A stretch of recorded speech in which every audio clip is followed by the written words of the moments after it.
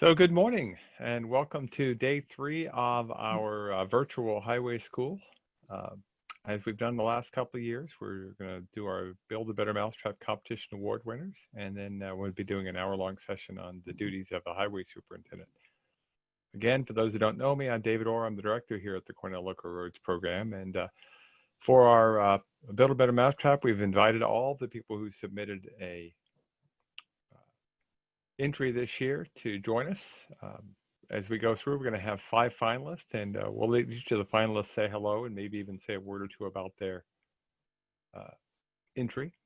I also want to welcome a colleague from Connecticut, Donna Shea. She is also the president of our National Association of Centers like ours around the country, and a great colleague, and runs a great center over there in Connecticut. And she's going to help me out as we announce the 5 finalists. Good morning. Good morning, Donna.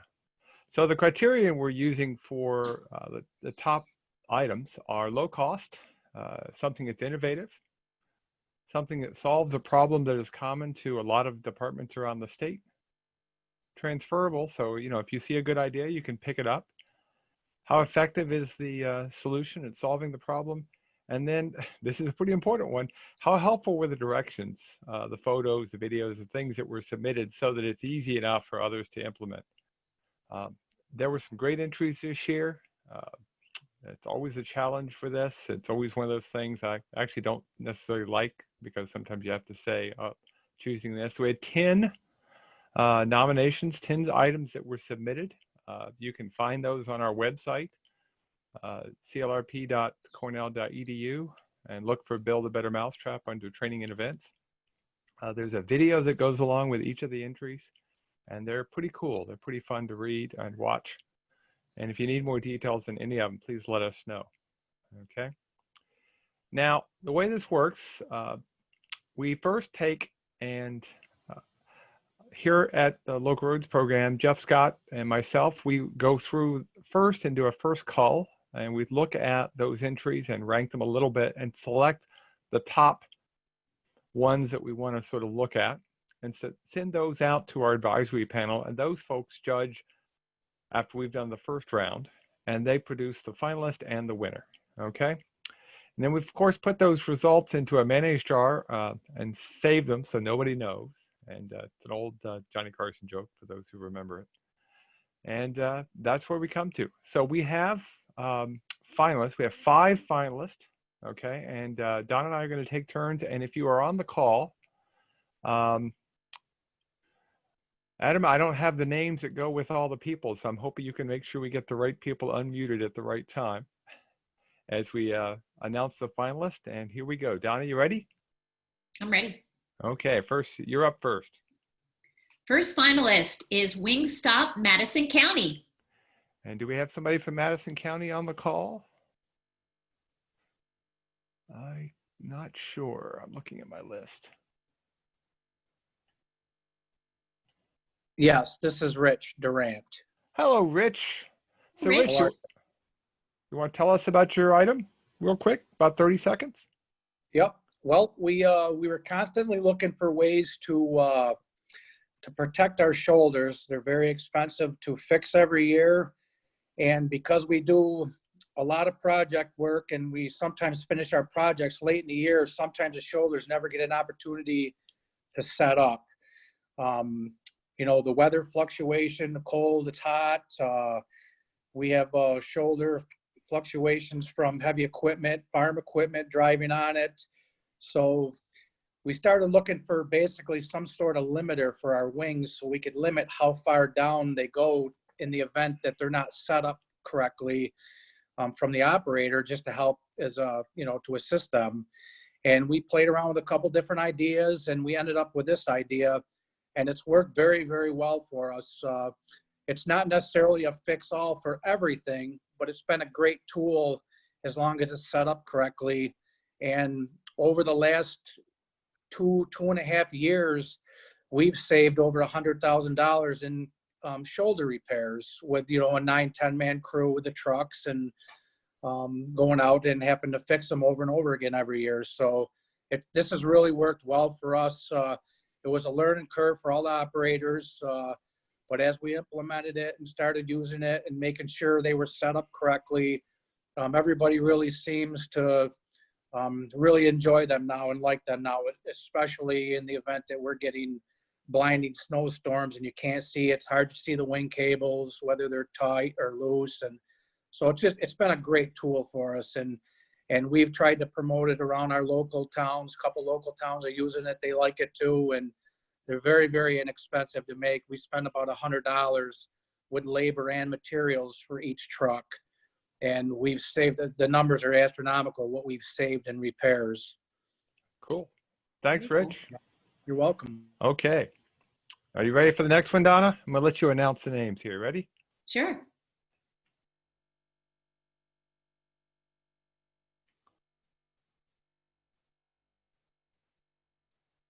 Come on, computer. It's technology. This wing stop is very cool. And our next finalist is the Beaver pipe gauge from the town of Niles. That is very cool as well. I saw a woodchuck this morning. I didn't see a beaver. Yep. What we had was in 2018, a beaver Hey, decided. say hello to everybody first. Give me your name. Mr. Good Pat. morning, Pat Stager from the town of Niles here, Good morning. in beautiful Finger Lakes area. What we had was a beaver moved into a pond, and our pond had an 18-inch overflow. The beaver decided to start plugging the pond up. So in 2018, I took the basket on the left there. We just made a prototype, cut a hole in the end, slid it over, put a couple signposts in, and it seemed to work pretty good. It kind of slowed him down, but he was continuing to put sludge and trees, everything else around it, and there to clean it out around it. And as you can see, the basket kind of eventually failed. It collapsed inside. So in 2019, what we did was decided to make a rigid frame for it with the parts we had here at the shop. And the way this is made, we've got the cross pipe was a 18-inch. We ended up putting a 24-inch, cut a hole and put like a foot and a half of 24-inch through the end of the basket. And the other thing on these baskets, there's a center panel. We took the center panel out because on the first one, we found that was catching debris, wouldn't let it go through. So we eliminated the center panel on that basket and made the rigid frame all the way around. And on all four corners on top, there's a loop. And we've got a four-point sling that we hook onto the excavator. And on the far end, there is a pin that we can pull. And you just hook the sling on and just slide it, when it gets debris around it, slide it out. And you can pick that right off and clean what you need to around there. When you get done, you just set it back down and slide it onto the pipe and put the pin back in and things are good again. So, and we haven't had any trouble since. I believe, matter of fact, we discouraged the beaver and he moved on. So. Wow, that's great. It was pretty cost effective. We, most of the material I ended up buying, we did have some ready rod. I ended up buying a little bit of ready rod and the loops we put on the corners there. The old signpost, that was some old galvanized stuff that the county or the state, whoever, we acquired it and just had it in the barn up here. So it really was very cheap for us to put together. Mostly Cool. with the labor. So. Okay. Cool. Thanks, Pat. Okay. Our next finalist. Next finalist is the Wing Plow arm cart from the town of Penfield. Okay. Do we have someone from Penfield on the call?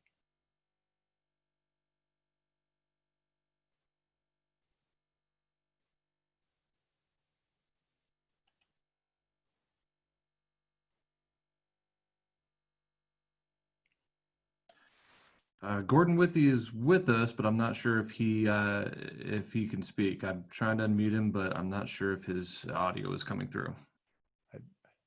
Okay. Well, I'll tell you what we'll do. We'll give another 20 seconds or so, see if we can get him unmuted, but we can always come back to him before we announce the final winner. Okay? So we'll go to the next one, Donna. Okay. So our next finalist is the Asset Management Program for the town of Sherburne. And I know Chase is on here, so we'll get Chase. Hey, good morning, everybody. This is Chase Winton with the town of Sherburne. And first and foremost, I would like to thank David for the motivation to submit this.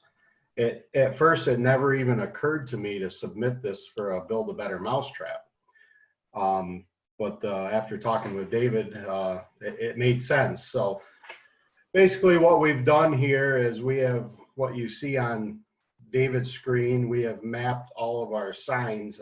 That's one particular layer. That's our sign layer. All the signs are coded, and they are GPS. We GPSed all the signs. Nothing super accurate, just to get a rough coordinate. And then we also have our culverts would look similar. You just wouldn't, they're just dots on a map with a color indicating the condition of the culvert. And then any of these features that you see here, we can click on them and pull up all the information that we want to know about that sign, that particular sign. It took probably, I would say it took about a month to do this. I had my summer help, some young kids with a cell phone, collect all the data and take the measurements as they were weed eating and mowing roadside around town. And I think probably we had about, I'm guessing around $1,400 invested in doing this. And we also have all of our roads mapped and under drains and some guide rail. And we're adding to it all the time. So it continually changes as we add signs, add culverts, remove signs. We have a work layer for potholes and trees and things like that. So that's about it. That's where we're at with it. So thanks again, David. Not a problem. Thank you, Chase. That's great. Okay, our last finalist, and then we'll try to go back to the one that Okay. wasn't able to call in. So our last finalist is the Docks Wheel Polishing Contraption, love that name, for the town of Perry. I do not, is there anybody from the town of Perry on? I do not see. Yeah, Sarah Ballinger. Oh, I am the town clerk for the town of Perry. Unfortunately, Frank is out hauling blacktop this morning, so he asked me to watch in his stead. Well, do you know much about what he put together? I did get to view it once. He mostly used parts that were available at the tool house or from his friends. And it's very important for him to have his truck and all of his vehicles to look nice. So he put this together to make it safe. The wheel is able to stand on its own as well as rotate. So he doesn't have to move around a lot. The wheel won't fall over, and it's safer for him to take care of that wheel. That's great. Okay, cool. And by the way, if you get a chance, all of the nominations are up on our website.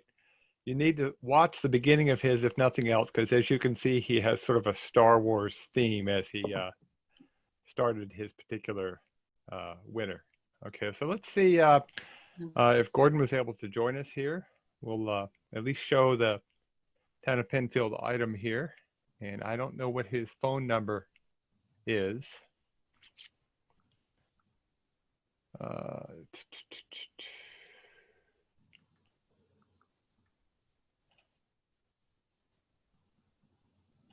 try.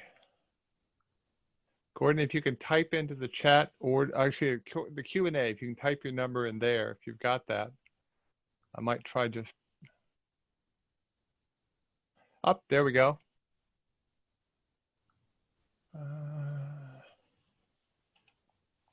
Okay, you should be able to talk now, Gordon. Hi, David. Can you hear me? Yep, we can hear you. Great. I hear you. So explain your wing plow arm cart. Yeah, it's just pieces we put together to hold the arms so you don't have to carry them over to the wing and hang them up by hand because you have to step over the lower one to get the first one hooked up and then come back and pick the other one up. So we decided to pick them up together and swing it in one motion, no lifting, no holding, lines up really good so you don't, pin it pretty easy. Basically, it's just a back saver. A little bit of time, but mostly a back saver more than anything. So Well, that's about all. That's pretty important to save the back. I understand that one very much so. Cool. Nice. They're pretty heavy. They're, Viking makes a pretty good product. So. Yep.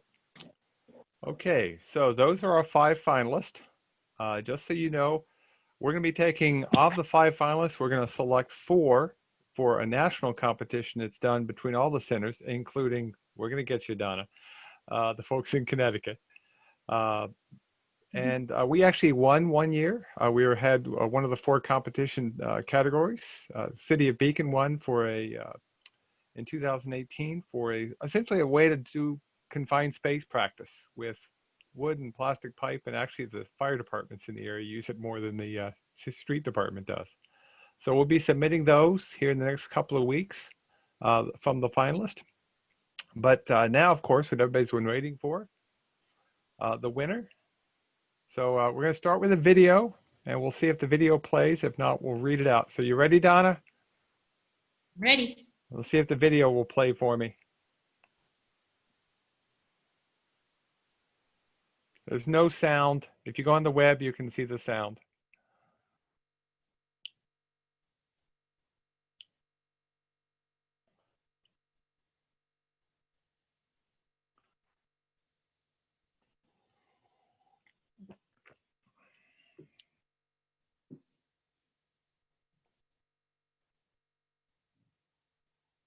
Yay! The wing stop for Madison County. Woohoo!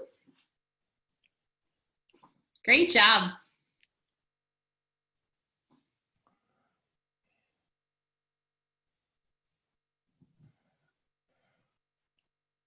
Oh, I can't wait to share that with Connecticut folks. Nice job, Rich. Nice job, Rich. Congratulations. That was fun. We can unmute Rich.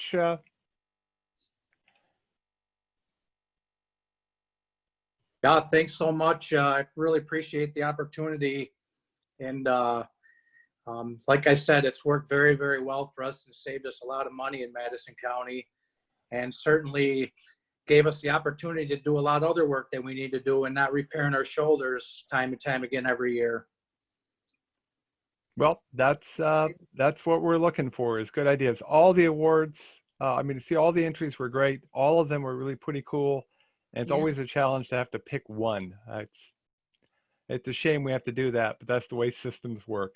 But we're going to share all those ideas. Go to our website. The address is there, but you can also just search for BBMT on our website, and it'll come right up. So thanks again, Rich. Congratulations, Rich. That's great. Well, thanks, Donna, for joining us. You're welcome.